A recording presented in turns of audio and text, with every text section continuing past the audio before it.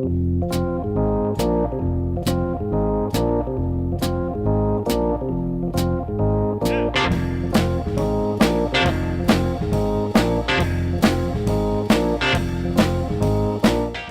to the Two Blokes Chatting radio show on 94.7 The Pulse. Music, interviews, news, and, well, Two Blokes Chatting. Now, here are the two blokes. Welcome back to Two Blokes Chatting from the studios of 94.7 The Pulse in Geelong. And on the line we have sports psychologist Richard Moloney. Good morning, Richard. Rob, good morning to you. How are you? Excellent. Thanks for your time. We got you on to...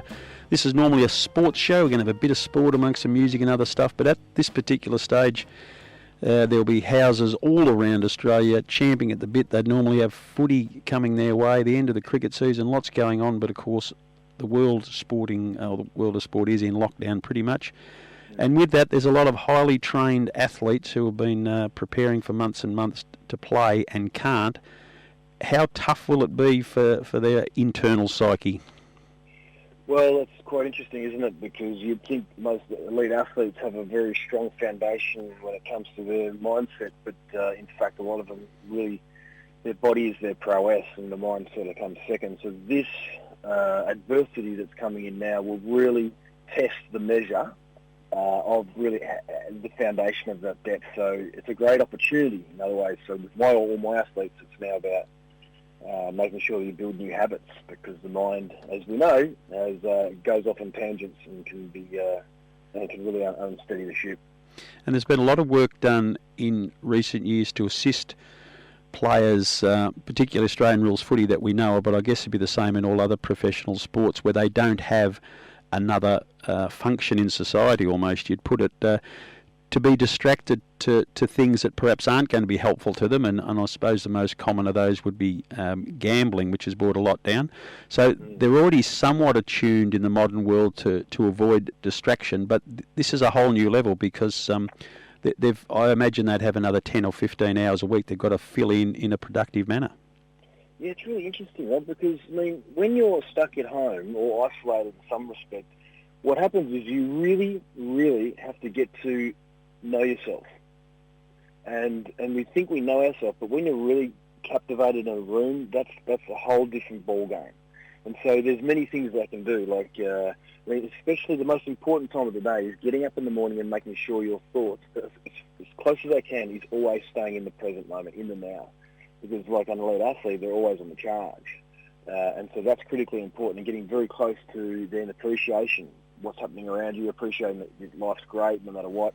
And so if they can really keep themselves in the now and keep their heart open in terms of life's a great opportunity, I'm going to get back to that soon, then you're building these new habits, because usually we just get up in the morning and we just speed out the door. Now, the other thing, they're probably divided into lots of different categories too, and I'll just keep it local and let's look at the Geelong Footy Club. There's a couple of players to me are going to be really concerned, and that is, look at Gary Ablett and Harry Taylor, who were probably aware that this was going to be their last year. And they may very well already have played their last game. There's no fanfare. All the dreams they had, it's not going to be there. And at the other end of the scale, there's the players that are out of contract who really needed this one big year to assure their future. And again, that opportunity's been taken away. So I guess they're dealing with a few other little issues as well.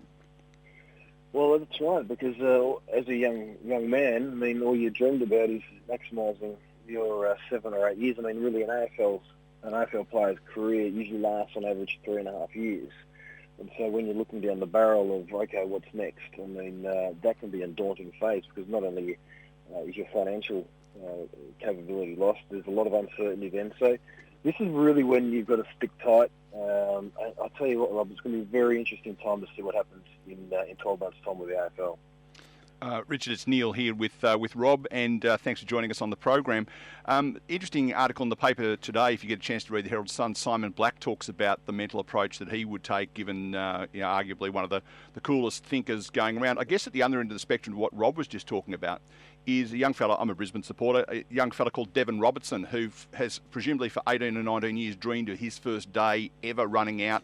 He got picked for a game of football on the MCG and turned up and there was a crowd of 35. That must have an impact on the young fella as well. At least had a chance, but it must be an impact on building up to something and then finding it's not what you thought it was going to be. Oh, well, that's in some capacities, the lifelong dream of that MCG opportunity is devastating. And so there's no denying that. It's then about how his leaders around him can quickly snap him out of it and moving on to the next possibility. It's about you don't get yourself in momentum and staying in that victim space. And so I'm sure clubs these days are so well equipped with the mental aspect of the game that would be, without any doubt, quite devastating for anyone. So is your work with the players, does it change a little bit, Richard? Have you yourself got to reinvent what you're putting together as a package to inform your clients and perhaps others around as to what we should be happening in this extraordinarily unusual time? That's a great question, Rob. In fact, look, not a lot changes. I mean, there's certainly not a game day focus. I mean, like most games, the players will bring me before the game or text me, or there's that element where we're gearing up all week for the game that's coming up, but so there's none of that. So for instance, with one of my boys at North Melbourne this week, he's like, what do I do? So we have an activity, and this is great for all young athletes that want to really become authentic and solid leaders, as we call it speed rating.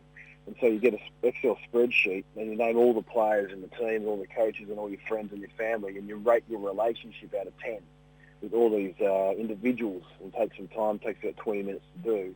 And 10 being really great relationship, 1 being poor, and then get an overview of how well you see these people. So then what we're doing behind the scenes is these little random acts of kindness is connecting with all these people quickly and individually throughout the next couple of months without them knowing that this has actually been the game for them. And so it takes their focus of it's all about me to how I can help other people. I did this with Matthew Boyd at the Western Bulldogs many years ago when he was captain, and he really went quickly to spiritual leader, because people really don't care how much you know until they know how much you care. And so we've got these guys on these sorts of activities now. The club's information flow to players are not just clubs. Again, it's not just Australian Rules Footy, it's all professional outlets. But as far as fitness goes, would, in the majority of cases, the management bodies and sports psychs and coaches still be in touch with players with a regime that they need to follow? Oh, 100%. I mean, I've got a few friends who are coaches now, and there's still Zoom meetings. I mean, a lot of AFL boys have taken off into the woods and taken away into the farms and going to stay up there with the family so they can maintain that fitness. But the clubs obviously have culled heavily, and a lot of the coaches that have been culled are still giving back to the players to keep them engaged, give them business opportunities, and keep their brains thinking. I mean, how much can you do if you're living in a city? It's a real problem. But I know a lot have actually taken off now to the countryside.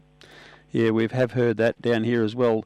You've got an interesting world in front of you, so it's a chance for you to probably learn some new skills and reinvent yourself and put together a better package for your ongoing business. And it must be an interesting time for you personally. Well, every morning I wake up and I practice what I preach. I always go out and see what people are doing around the world. And in fact, we've got to help even your listeners to give back from our point of view at Quality Mind. Is we've got a free 7-day crisis resilience program, which is 20 minutes a day, starting on this Monday. So anyone out there is looking for some assistance, a lot of the tools and techniques of what we teach to athletes, and so that's available to them. So we're doing the same thing we're asking athletes to do, is just to give back and get creative and look at opportunities to use this devastation as an opportunity to help society advance itself. Good on you, mate. Thank you very much for your time. We hopefully will keep in touch with you as the year goes on, as long as we're able to make some noise out of this studio. We may be locked down, but good luck with your work, and hopefully you continue to make lives better for our elite sports people. Thanks, Rob. Thanks, Neil. Have a great day. Thanks to your listeners.